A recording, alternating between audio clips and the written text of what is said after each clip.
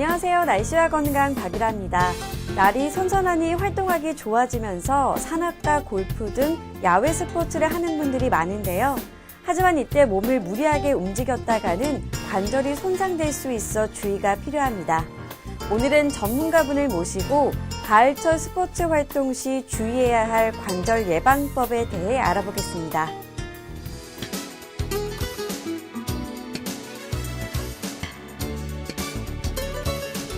네, 원장님 안녕하세요. 네, 오늘은 안양본병원의 구현민 원장님을 모시고 말씀 나눠보도록 하겠습니다.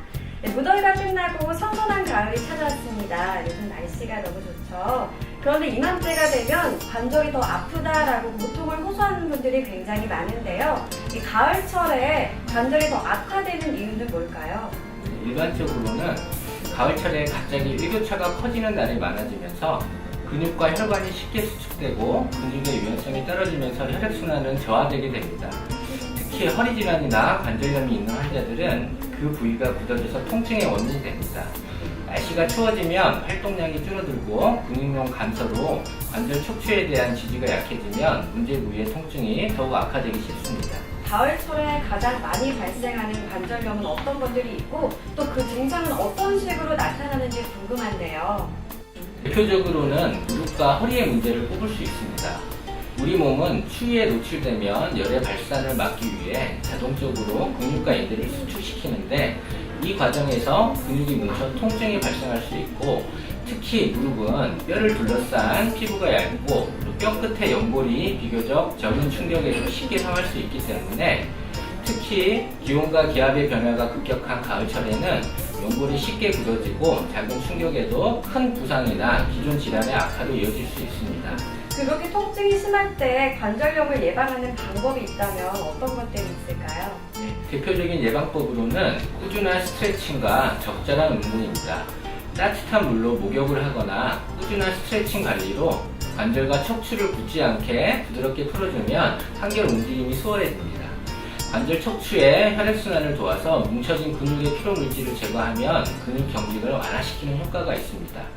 또한 일교차가 심한 날에는 활동량이 줄어드는 것을 감안해서 가벼운 조깅이나 자전거 타기 같은 관절이나 척추에 큰 무리가 가지 않는 낮은 강도의 운동을 꾸준히 해주는 것이 좋습니다. 그런데 어르신들 같은 경우에는 관절에 좋은 음식을 찾아 드시는 경우가 많은데요. 그 음식이 정말 효과가 있는지 또 어떤 음식을 먹어야지 관절에 좋은지 궁금한데요.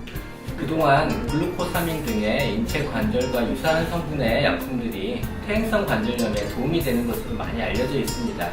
하지만 그 효용에 대해서는 논란이 많고 이랑 비슷하게 초록홍합, 상어연골 등의 영양식품들도 역시 뚜렷한 효과가 입증되지는 않았습니다.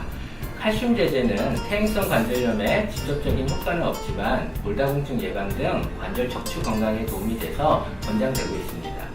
무엇보다 관절에 영향을 미치는 여러 인자들 중에서 체중이 매우 중요합니다.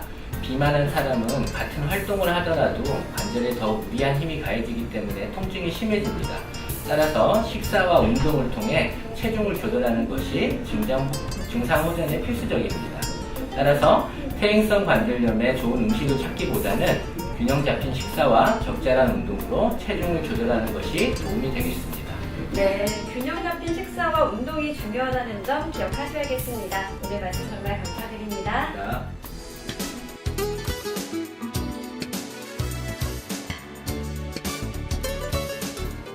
자신의 건강 상태를 고려해 무리한 운동을 하지 않아야 하고요. 운동 전후에는 반드시 스트레칭과 뭉친 근육을 풀어주는 것이 좋습니다. 지금까지 날씨와 건강 박유라였습니다.